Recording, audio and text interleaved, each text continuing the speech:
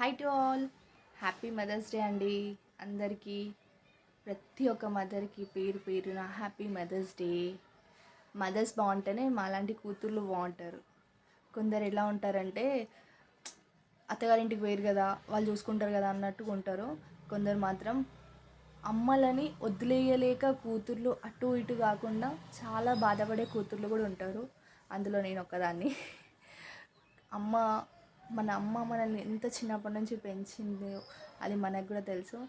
అదే విషయానికి వస్తే మనం పెళ్ళి చేసుకొని అత్తగారింటికి వచ్చిన తర్వాత అత్తని అమ్మలా చూసుకుంటే కూడా బాగుంటుంది. చూసుకుంటాం కూడా, మనం ఎట్లాగో చూస్తాం అదే.